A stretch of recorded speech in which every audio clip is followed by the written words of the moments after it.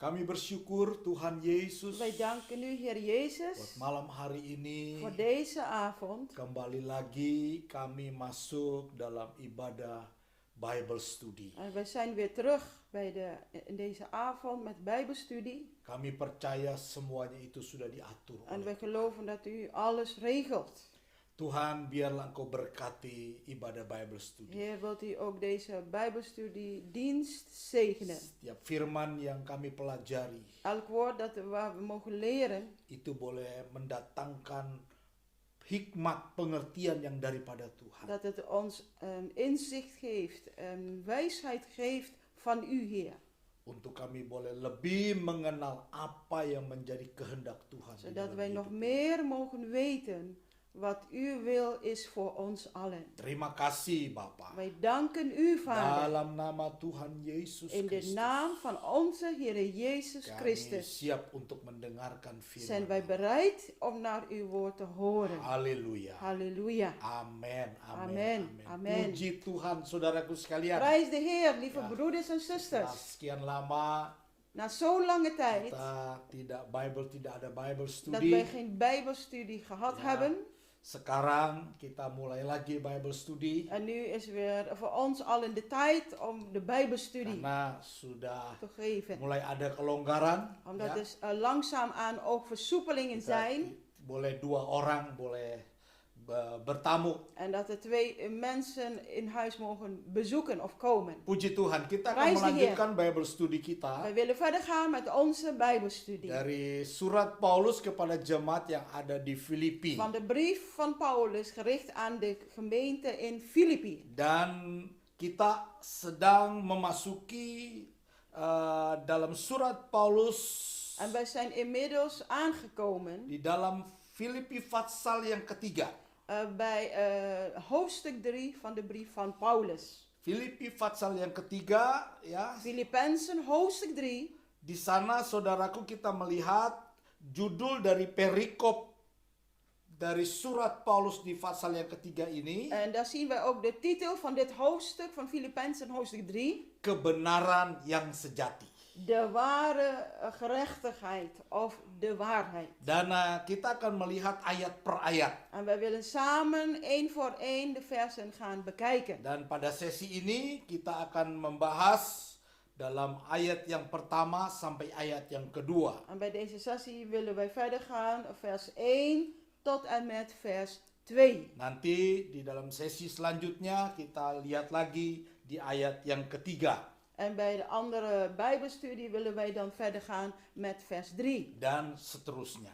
Enzovoort. Mari saudara, saya mengajak kita Kom, semua broeders en zusters. membuka Ik wil met u surat Paulus openslaan kepada jemaat yang ada di Filipi de brief pasal yang van ketiga Paulus gericht aan de kerk in Filippi, hoofdstuk 3. ayat 1b sampai ayat yang kedua. Vers 1b tot en met vers 2. Dikatakan demikian bunyi firman Zo Tuhan. luidt Gods woord voor ons allen. Menuliskan hal ini lagi kepadamu tidaklah berat bagiku. Hetzelfde aan u te schrijven is voor mij niet verdrietig of is voor mij niet zwaar. Dan memberi kepastian kepadamu. En voor u geeft dat de zekerheid of voor u is het veilig. Ayat yang kedua. Vers 2. Hati-hatilah terhadap anjing-anjing. Let op de honden. Hati-hatilah terhadap pekerja-pekerja yang jahat. Let op de slechte arbeiders. Hati-hatilah terhadap penyunat-penyunat yang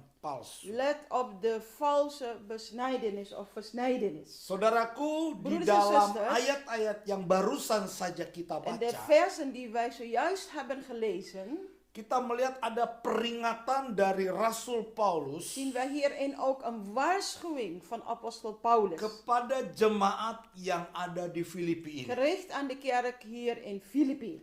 Paulus memberikan peringatan ini terlihat di dalam ayat 1b. En wij weten dit, waar we gelezen in vers 1b. Dikatakan, menuliskan hal ini lagi kepadamu tidaklah berat bagiku. En wij willen nogmaals dit lezen. Hetzelfde aan u te schrijven is voor mij niet zwaar of niet verdrietig. dan memberi kepastian kepadamu. En voor u is het de zekerheid. Geeft u de Nah, zekerheid. saudaraku, ini berarti bahwa Paulus Dus broers en zusters. mengulang sesuatu yang sudah pernah ia ajarkan Van dit sebelumnya. vers kunnen wij herleiden of weten dat Paulus eigenlijk dit weer heeft herhaald.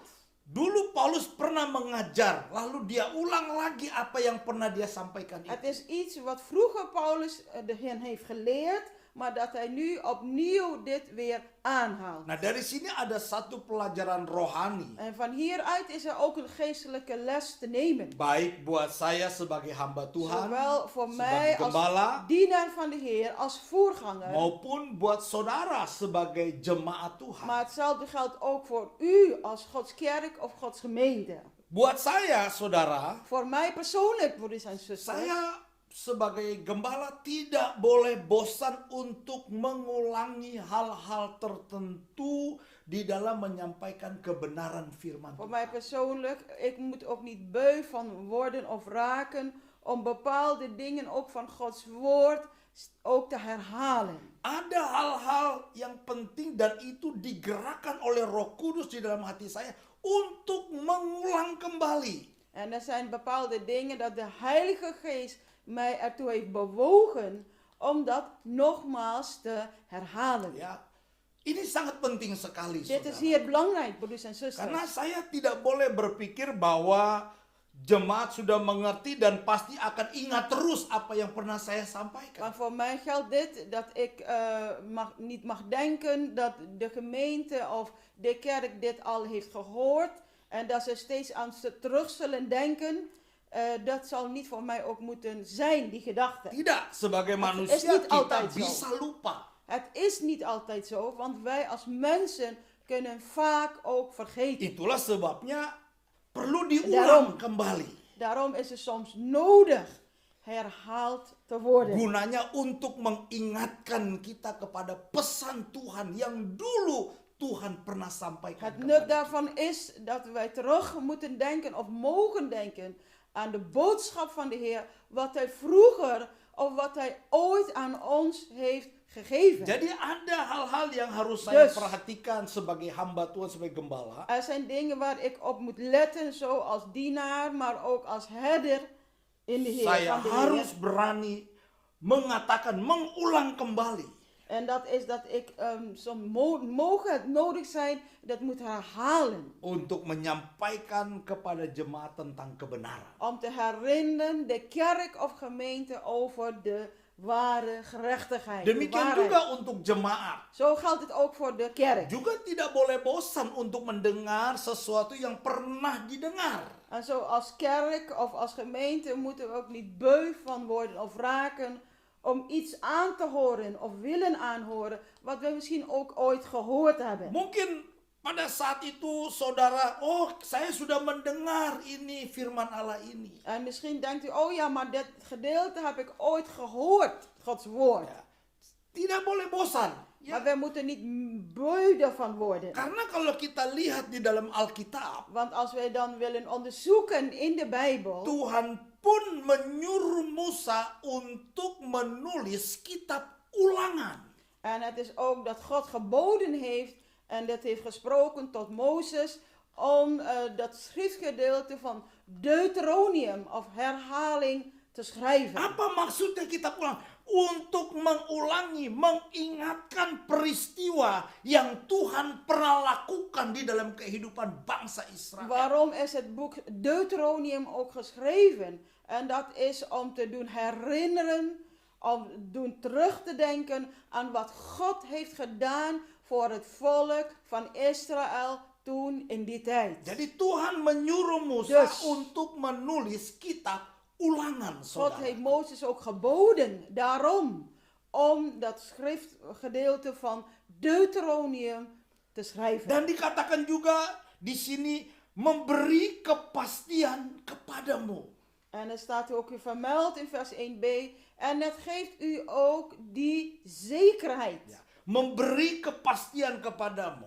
En het is ook wat u geeft veiligheid. Nah, satu hal yang kita semua harus menyadari En één ding wat wij allen goed moeten beseffen, dan meyakini bahwa semua firman Tuhan yang tertulis en dat wij er zeker van moeten zijn, dat al het woord wat is geschreven, yang terkanonisasi di dalam Alkitab en wat allemaal bijeen verzameld is in de Bijbel, adalah wahyu dan janji-janji Tuhan zijn allemaal openbaringen van God, maar ook de beloften van God voor ons. yang pasti akan digenapi dalam kehidupan En kita. dat zal Hij zeker vervullen in ons leven. Sebagai anak-anak Tuhan, sebagai umat Tuhan. Als Gods volk, als kinderen van God. Jadi firman Tuhan adalah sesuatu yang pasti. Dus Gods woord is dat gedeelte in ons leven wat vast en zeker is. Yang diberikan buat hidup saudara dan hidup Dat saya. Hij aan u, ook aan mij heeft gegeven. Di tengah-tengah dunia yang tidak ada Te kepastian. midden van een wereld juist vol van onzekerheid. Itulah sebabnya Paulus menulis, dikatakan memberi kepastian kepadamu. Daarom heeft Paulus ook niet van iets geschreven. In de andere vertaling zegt van, het geeft u de zekerheid. Di tengah-tengah dunia yang tidak ada kepastian, Tuhan mau supaya kita percaya kepada firman Tuhan. Satu-satunya yang memberikan kepastian di dalam En te kehidupan kita. midden van een onzekere wereld, dat wij moeten zien dat Gods woord eigenlijk de enige zekerheid is die wij hebben in ons levens. Nah, di ayat yang kedua, saudara, En als we dan verder gaan met vers 2, broeders kita en lihat di zusters, sana dikatakan hati-hatilah. daar wordt hier ook vermeld, let op. Ya, sampai 3 kali Paulus menulis. En apostel Paulus heeft hierover ook 3 keer geschreven. Maksudnya apa, saudara? En die woorden let op, waarom is dat zo? Ini adalah sesuatu yang perlu diperhatikan dan sangat berbahaya, saudara. En met andere woorden, als wij die woorden let op lezen, dat betekent dat wij daarop onze aandacht moeten vestigen. Maar daarnaast kan er ook een gevaar zijn voor ons. Sebab kalau saudara dan saya tidak berhati-hati menjaga hidup ini, Want als u en ik er niet voorzichtig mee willen omgaan met ons levens, itu akan mencemarkan kehidupan kerohanian kita. dan zal al die dingen eigenlijk ook onze levens kunnen vervuilen of verontreinigen. Juga surat Paulus ini ditujukan kepada jemaat yang ada di Filipi. En zoals u weet, deze brief is geschreven aan de kerk in Filippi. Kalau jemaat di Filipi tidak berhati-hati, tidak Met berjaga-jaga, andere woorden, wanneer de kerk in Filippi ook niet zelf voorzichtig willen zijn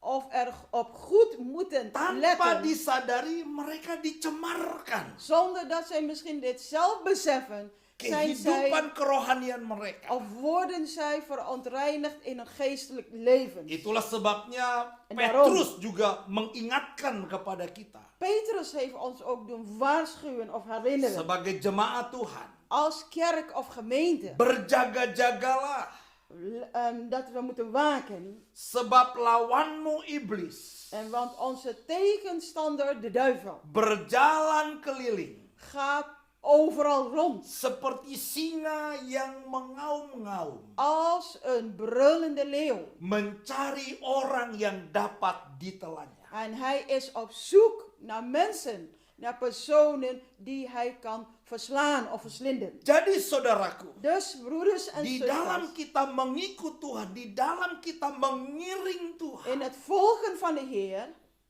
kita harus memiliki sikap berjaga-jaga, moeten wij die houding aannemen van waakzaamheid. waspada. Waakzaamheid. Nah, bagaimana caranya kita berjaga-jaga? En wat is de manier dat we allen ook waakzaam kunnen zijn? Kita harus Wij berdoa moeten. kepada Tuhan. Wij moeten bereid zijn steeds te bieden tot Minta God. pimpinan Roh Kudus. En vragen om de leiding van de Heilige Geest. Karena hanya Roh Kudus yang bisa memimpin kehidupan saudara Want dat dan is de saya Heilige Geest die in staat is om u en mij te leiden. untuk dapat berjalan di dalam segala Te kebenaran. brengen naar de waarheid, de Roh volledige Kudus waarheid. yang dapat memimpin hidup De saudara dan Heilige saya Geest zal u en mijn leven leiden. untuk dapat berjalan di dalam kehendak Tuhan. Om te kunnen lopen in Gods wil. Ya, jadi Dus, saudaraku, broers en zusters, bagaimana kita memiliki sikap berjaga-jaga itu? en hoe kunnen wij die houding van waakzaamheid Kita berdoa, hebben? Wij moeten minta bidden. pimpinan Roh Kudus.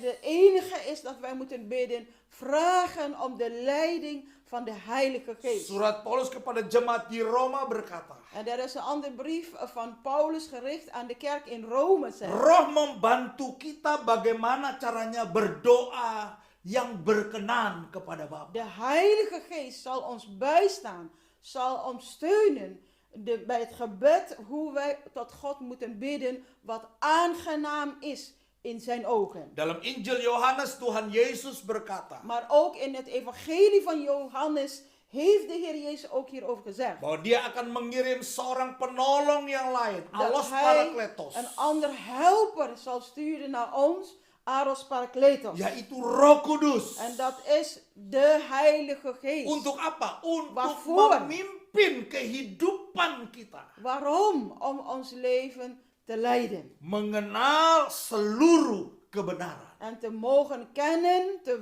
willen kennen, de volledige waarheid. Jadi Gerechtigheid. saudaraku, Dus, sikap broers en berjaga-jaga atau berhati-hati Dus itu die adalah houding van waakzaamheid, oplettendheid. berdoa minta pimpinan Roh Kudus. Oplettendheid is te willen bidden, vragen om de leiding van de Heilige Geest. Yang kedua, renungkan dan melakukan firman Tuhan. En het tweede punt is dit, dat wij willen overdenken, gedenken aan Gods woord. Dengan merenungkan dan melakukan firman Tuhan, saudara doen. dan saya Dit doen zijn woord, dat zullen u en ik, memiliki sikap berhati-hati atau berjaga.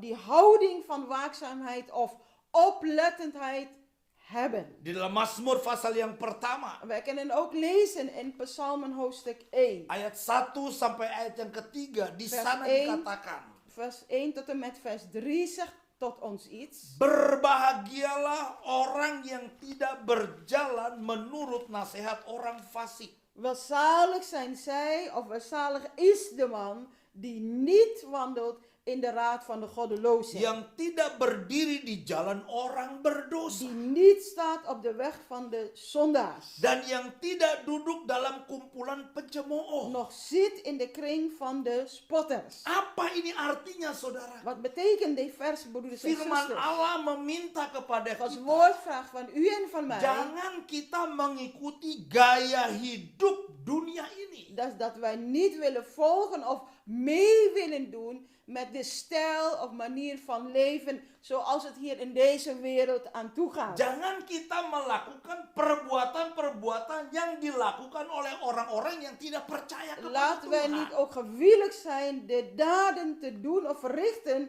die de goddelozen of wereldse mensen ook doen. Tetapi yang kesukaannya ialah Taurat Tuhan. Maar staat hij verder, maar aan des Heeren wet zijn welgevallen heeft. Dan yang merenungkan Taurat itu siang dan malam. En Luar diens biasa. wet of zijn wet overpeinst bij dag en bij nacht. Ia Geweldig. seperti pohon yang ditanam di tepi aliran air. Want hij zal zijn als een boom geplant aan Yang waterstromen. menghasilkan buahnya pada En musimnya. die zijn vrucht geeft op zijn tijd. Dan yang tidak layu daunnya. Welks blad of welks loof niet verwerkt. Apa saja yang diperbuatnya En al wat hij onderneemt, berhasil.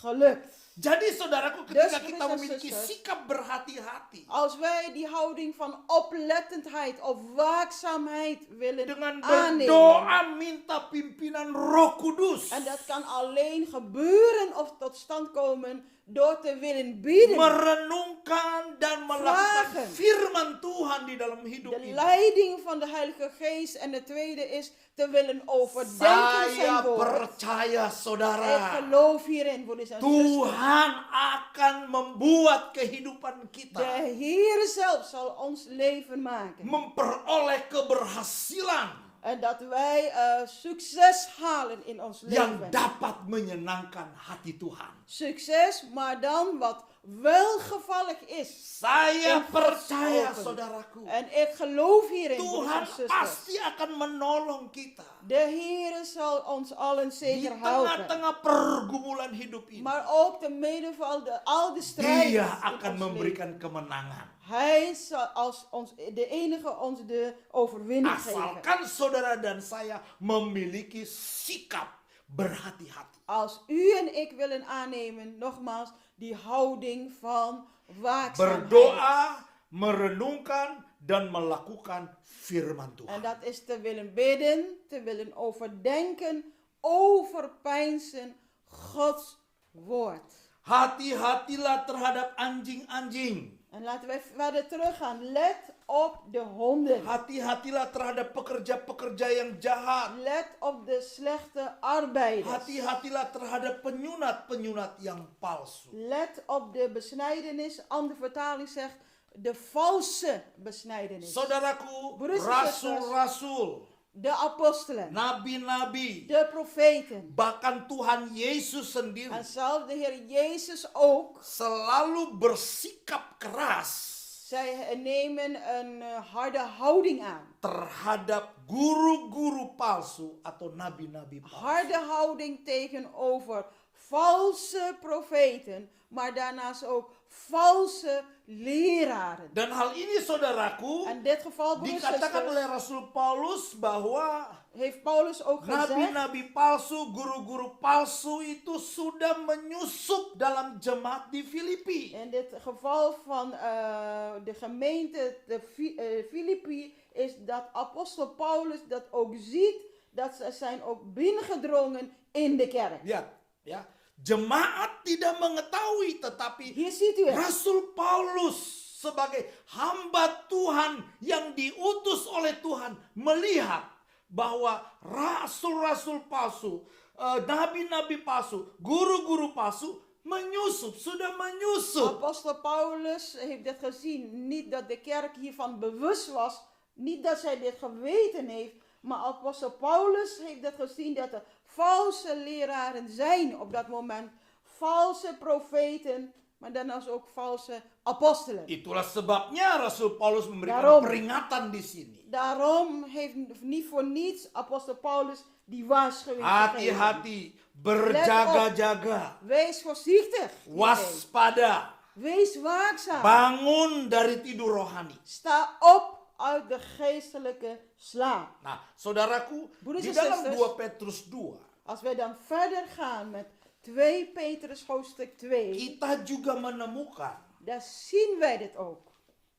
tentang guru-guru palsu atau nabi-nabi palsu itu. En in 2 Petrus hoofdstuk 2, dan lezen wij ook over die valse leraren, maar ook valse profeten. 2 Petrus 2 ayat 1. 2 Petrus 2 vers 1 willen wij lezen. Ini sudah dinubuatkan tentang apa yang akan terjadi di zaman kita sekarang ini. En hierover is ook geprofeteerd wat in de toekomende tijd zal komen. Dat is nu in onze tijd.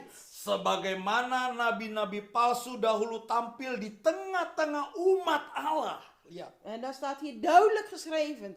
Toch zijn er ook valse profeten onder het volk Ja. geweest. Hier ziet u het. Demikian pula di antara kamu akan ada guru-guru palsu. En hij gaat hier verder. Maar zoals ook, nogmaals, onder u valse leraren zullen komen. Mereka akan memasukkan pengajaran-pengajaran sesat yang membinasakan. En zij zullen binnensluipen of binnendringen onder u die verderfelijke ketterijen besluipen. Bahkan mereka akan menyangkal penguasa.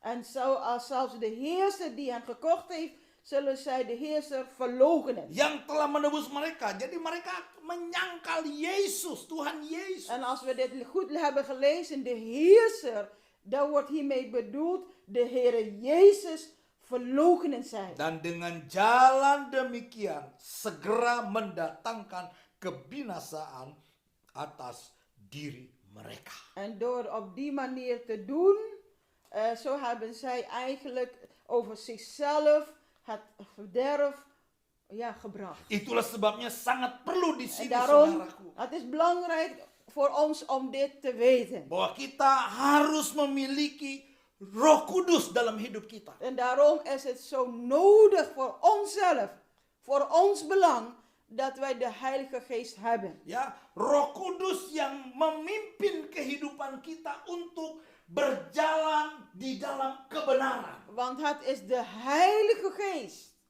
Hij is degene die ons verder zal brengen in de waarheid, in de gerechtigheid verder te lopen. Dan Roh Kudus yang sama juga akan menolong kita untuk dapat membedakan En dat is dezelfde Heilige Geest die ons ook zal helpen om te kunnen onderscheiden. mana pengajaran yang benar-benar dari Tuhan dan mana pengajaran palsu. Te onderscheiden, het verschil kunnen maken tussen wat de echte of ware leer is van onze Heer en wat niet de echte is of wat de valse leer is. Jujur saudaraku, Laten we maar eerlijk zijn. di broeders en akhir zusters. zaman ini sulit kita dapat membedakan.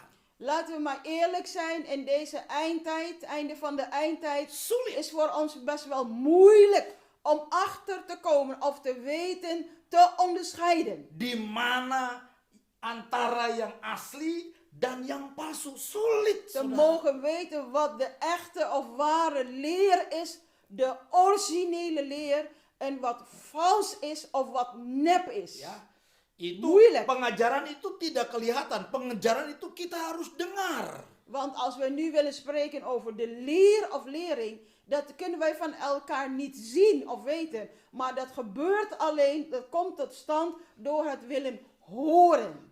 Untuk hal-hal yang dapat kita lihat saja, sekarang sulit. Mana yang asli, mana yang palsu. En zelfs voor de dingen wat wij ook kunnen zien met onze blote ogen, wij weten soms vaak niet meer. Wij kunnen soms bedrogen worden door wat echt is Ja. en wat niet Ja. echt is. Kalau orang, Het is zo. kalau kita lihat ada ibu-ibu dia pakai tas bermerek, saudara. En als we dan bijvoorbeeld letten op een merktassen, Wah, saudara tahulah ya. misschien Tas weet yang u dat bermerk zelf. itu. Misschien weet u dat Ya, wel, dia wat bawa echt merk pergi is. ke pesta, dia bawa pergi ke gereja. En dan gaan we dat meenemen naar het feest, misschien ook naar de kerk. Dia angkat tinggi-tinggi, saudaraku. En dan zullen we misschien onze tassen zo, hoog mogelijk Supaya semua orang bisa dragen lihat. en bij ons hebben eigenlijk, zodat alle mensen mogen zien Merek daripada tas itu. het merk van onze tas. Tapi kita nggak tahu.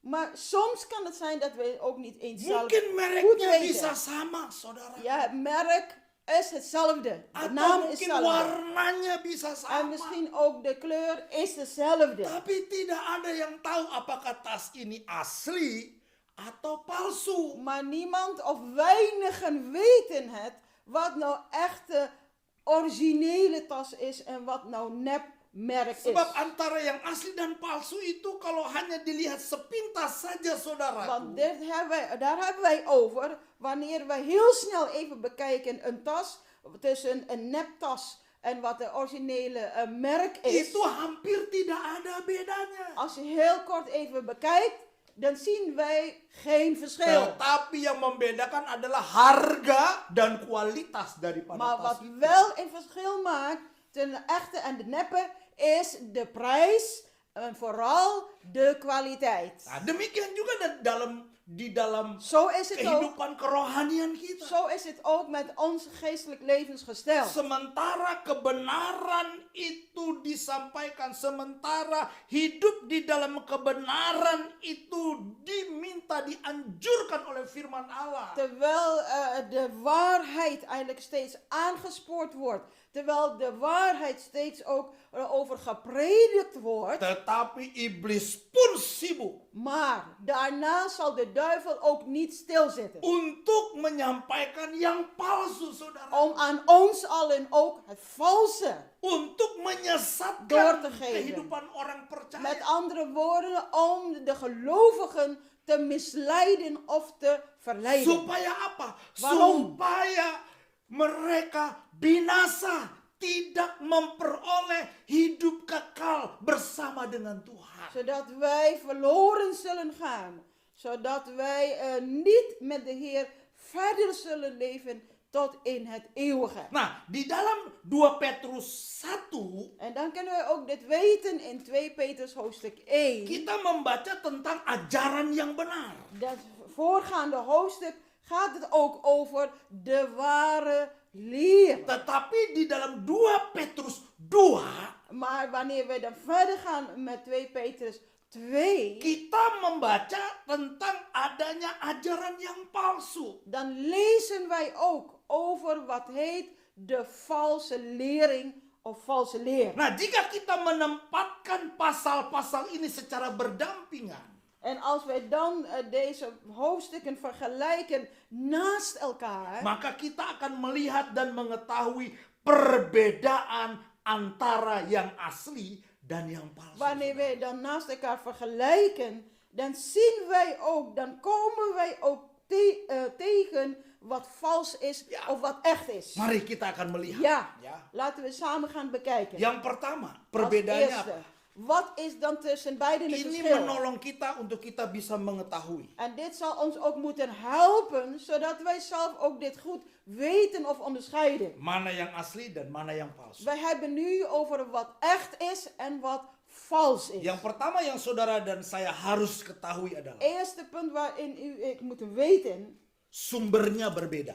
is dat de bron verschillend zijn. Dari mana datangnya pesan pemberitaan tersebut? Van waar komt de boodschap van een leer of lering Ja. vandaan? Petrus berkata, Petrus zegt hier, sebab kami tidak mengikuti dongeng-dongeng isapan jempol manusia. want wij willen niet volgen sprookjes of verhalen van mensen afkomstig. Ketika kami memberitahukan kepadamu kuasa dan kedatangan Tuhan kita Yesus Kristus sebagai Verzonnen Raja. verhalen wanneer wij spreken over de kracht van de Heer Jezus en over zijn koninkrijk. Itu di dalam 2 Petrus 1 ayat 16. En dat kunnen wij ook lezen daarover. 1 Petrus 1, 2 Petrus 1. 2 Petrus 1, Ayat yang ke-16. vers 16. Ya. Tetapi kemudian Petrus juga menulis Maar Petrus ging dus verder en heeft ook verder geschreven. bahwa guru-guru palsu En dan kunnen wij ook lezen dat de valse leraren mengeksploitasi pesannya dengan cerita-cerita isapan jempol mereka. dat de valse leraren eigenlijk hun verhalen of verzinsels eigenlijk verzinnen uit hun duim, zuigen uit hun duim. Mari saudara baca ya. En laten wij daarover ook eens samen lezen. 2 Petrus 2 ayat 3. Wij kunnen dat ook verder lezen. 2 Petrus 2 vers 3. Ayo baca. Kom, laten we samen verder lezen. Dan karena serakannya guru-guru palsu itu akan berusaha mencari untung dari kamu dengan cerita-cerita isapan jempol mereka. En zij zullen uit hebzucht met verzonnen redeneringen of verhalen u als koopwaar behandelen, uit hun duim gezogen. Tetapi untuk perbuatan mereka itu hukuman telah lama tersedia dan kebinasaan tidak akan terjadi. Maar het oordeel houdt zich reeds lang met hen bezig en hun verderf sluimert niet. Jadi pengajaran yang benar Als we nu willen spreken, we hebben over wat de echte waarheid of leer is. apa yang dikatakan selalu bersumber dari Alkitab. Wat er wordt gesproken, wat er wordt gezegd, de bron van dat alles is de Bijbel. Amin saudara. Amen. broeders en Bersumber zusters. dari Alkitab. Wij moeten goed weten wat de Bijbel zegt, de bron. Sedangkan ajaran yang palsu En wanneer wij verder gaan met wat valse lering valse leer is, mereka lebih mengandalkan kreativitasnya sendiri. is dat die mensen altijd willen spreken over eigen verzinsels of beredeneringen. Dia membuat pesan pemberitaannya sendiri di En luar Alkitab. En zij brengen iets over, een boodschap, maar wel buiten de Bijbel om. Jadi saudara, Dus, sumbernya berbeda. u moet goed weten van waar zijn de bronnen afkomstig. Yang kedua, Verschillend. beritanya juga berbeda.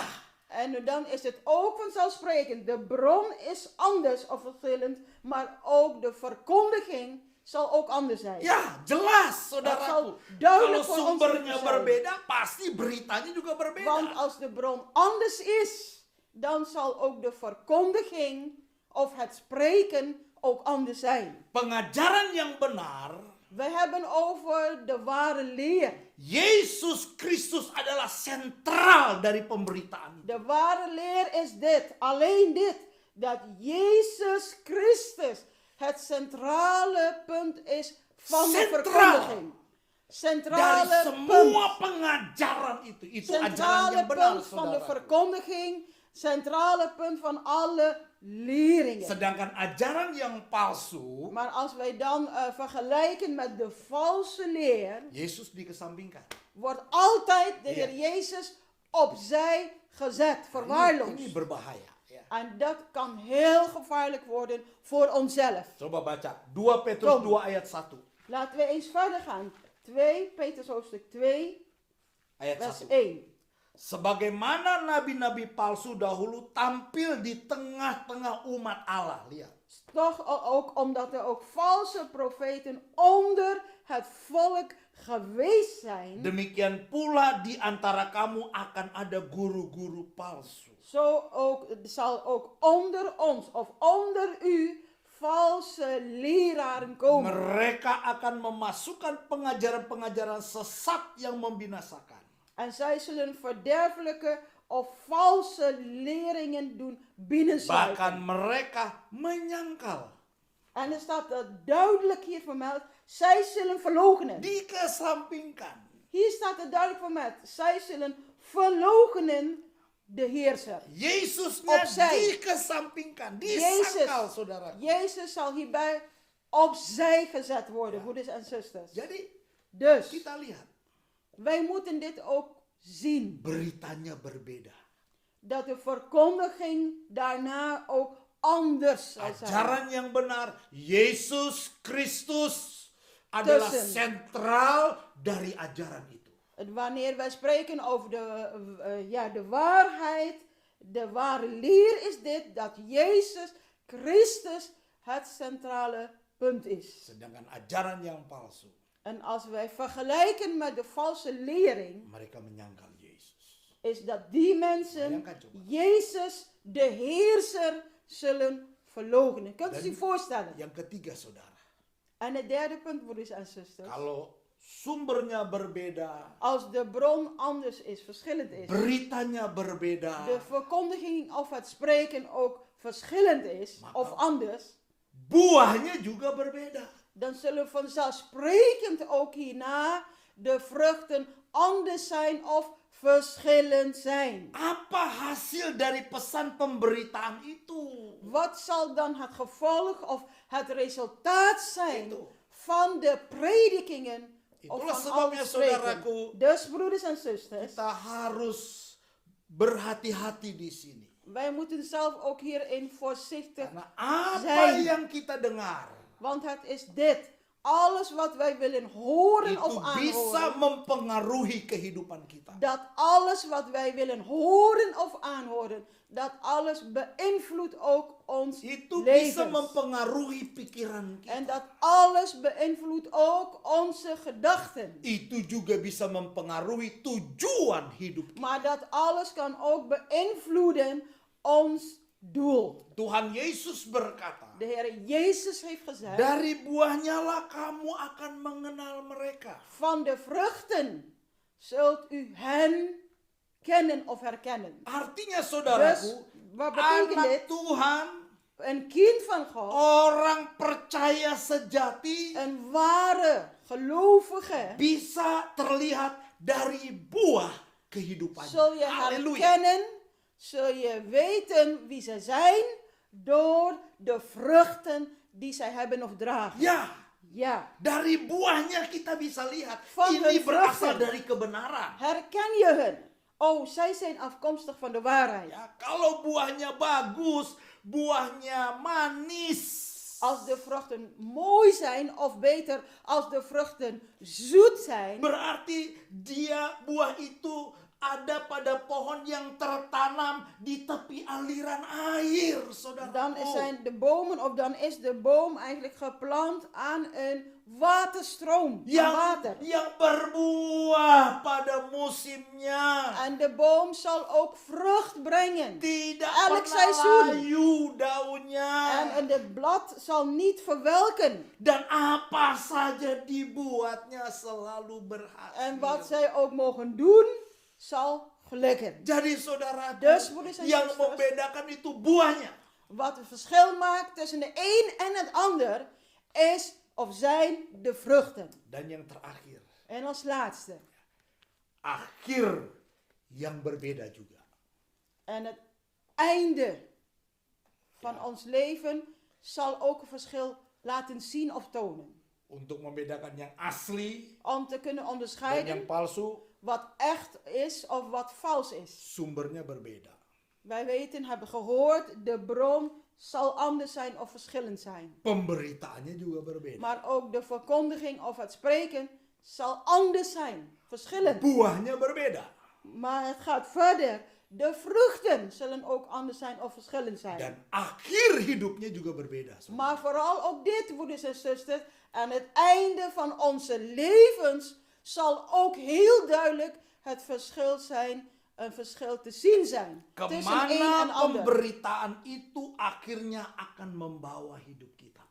En het einde van ons leven zal ook laten zien of tonen hoe de verkondiging was geweest in onze eigen levens. Di sini kita akan menemukan Ja. kontras yang paling mengganggu dari semuanya. En hier zullen wij ook een heel duidelijk contrast of verschil kunnen zien tussen het een en het ander. Ya, orang percaya sejati Als wij nu willen spreken over de echte of ware gelovigen akhirnya, saudaraku, aan het einde van hun leven, dia memiliki hak penuh untuk memasuki kerajaan kekal. zullen zij ook het volste recht ontvangen, het volste recht krijgen om het eeuwige koninkrijk binnen te mogen Yaitu komen. kerajaan Tuhan dan juru selamat kita, Yesus En wij Kristus. hebben hier over het koninkrijk van onze Heer, van onze redder, verlosser, de Heere Jezus Kita tahu Christus. akhirnya, saudara, kalau kita hidup di dalam kebenaran. En wij weten hoe ons einde ook zal zijn, broeders en zusters, als wij leven of weten wat de waarheid Kalau is. kita menerima ajaran yang benar. En dat is wanneer wij hebben ontvangen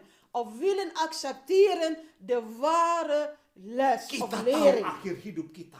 Dan zullen wij weten hoe ook ons eigen leven zal eindigen. Kita memiliki hak penuh untuk masuk di dalam kerajaan Tuhan kita, Yesus Dan Kristus. hebben wij het Halleluja. volste recht ontvangen om het koninkrijk van onze Heer Jezus binnen te mogen komen. Tetapi guru-guru palsu, Halleluja. Maar daarnaast zijn er ook, zoals u weet, valse leraren. ajaran-ajaran palsu. En met hun valse Jelas lering, di sana dikatakan. valse leringen. Duidelijk Mereka staat er akan vermeld. mengalami kebinasaan kekal. Zij zullen ontvangen of verkrijgen het verderf wat eeuwig is. Penghukuman Vernietiging. untuk mereka telah tersedia.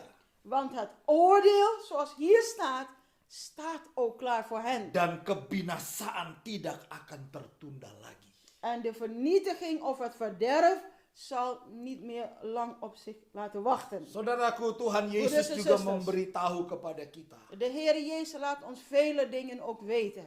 Akan ada banyak orang yang terlibat dalam pelayanan di dalam namanya. De Heer heeft hier ook over gesproken dat vele mensen ook hem willen dienen En wat allemaal verbinding heeft met zijn naam. Tetapi pada akhirnya dia akan berterus terang dan berkata, De Heer heeft ook gesproken van, maar aan het einde van hun leven zal hij duidelijk of openbaar zeggen. aku tidak pernah mengenal kamu. Ik heb u nooit gekend. Enyahlah daripadaku, Ga weg van mij. kamu sekalian pembuat kejahatan. Gij kwade of slechte arbeiders, zegt hij. Siapakah orang-orang ini, saudara? Wij moeten ons goed afvragen, wie zijn dan die slechte arbeiders of slechte werkers? Saya mau Broeders kasih en tahu. zusters, ik wil u dit laten Mereka weten. adalah orang-orang Kristen Dat zijn allemaal christenen. yang tidak berhati-hati dan berjaga-jaga. Die niet voorzichtig.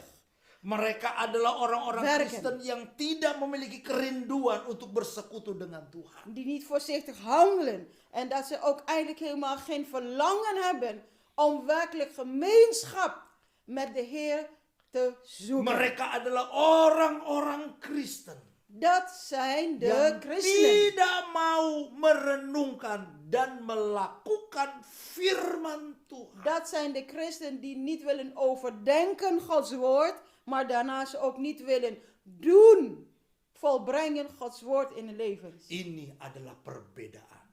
En dan zal ook straks het verschil te zien zijn Antara ajaran yang benar tussen de ware of echte leer dan ajaran yang palsu. en de valse leer. Tuhan Yesus memberkati. De Heere Jezus zegen u allen. Mari kita berdoa. Kom, laten wij samen bidden. Bapa, terima kasih. Vader, wij danken u. Kami sudah mendengarkan firman. We hebben iets van uw woord gehoord. Sebagai anak-anak Tuhan. Wij zijn kinderen van u, Sebagai Heer. orang yang percaya kepada Wij Tuhan. zijn gelovigen in u, Heer. Engkau selalu mengingatkan kami. U zal ook ons steeds herinneren. Untuk bersikap hati-hati. Waarschuwen. Berjaga-jaga. Om die houding van waakzaamheid, Agar oplettendheid kami tetap aan te nemen. hidup Zodat wij verder zullen blijven di leven dalam jalan-jalannya Tuhan. in uw wegen, Heer. Hidup di dalam kebenarannya. Leven, maar in uw waarheid. Dan kami menutup hati kami En dat we onze harten sluiten terhadap ajaran-ajaran yang palsu. voor de valse leringen Ajaran-ajaran die yang er zijn. menyesatkan. En de leringen die misleiden of Oh, verleiden. dalam nama Yesus. In de naam van Dalam Jezus. nama Yesus. In de naam van Jezus. Kami minta perlindungan Tuhan atas hidup Wij kami. vragen uw bescherming over onze leven. Umatmu, jemaatmu. Over uw volk, uw Yang gemeente. Tuhan sudah pilih. Dat u ons allen hebt uitgekozen. Kami tetap teguh. Zodat Dia wij berdiri. standvastig blijven staan. Berjalan di dalam kebenaran Tuhan. Standvastig blijven staan, volharden in de waarheid van u. Terima kasih Bapa di Wij sorga. danken u, hemelse Terima Vader. kasih. Wij Tanamkan danken u. firman-Mu Plant uw woord di dalam setiap kehidupan kami. in onze levens. Terima kasih Tuhan. Wij danken u, Heer. Saudaraku, Broeders en zusters, sekarang waktunya. nu is de tijd. Terimalah berkat dari Allah Bapa. Ontvang de zegen van de hemelse Cinta Vader. kasih daripada Tuhan Yesus En in die Kristus. liefde van onze Heer Dan Jezus Christus. persekutuan Allah Roh En Kudus. gemeenschap door zijn Heilige Menyertai Geest. hidup saudara dan Die saya. is met u in mijn leven. Mulai hari ini, Vanaf vandaag besok, en morgen. bahkan sampai Maranatha, Tot Tuhan Maranatha. Yesus datang De kembali. Heere Jezus terug. Dalam nama In Tuhan de Yesus naam Kristus, van onze Heer Jezus kami Christus sudah berdoa. hebben wij gebeden.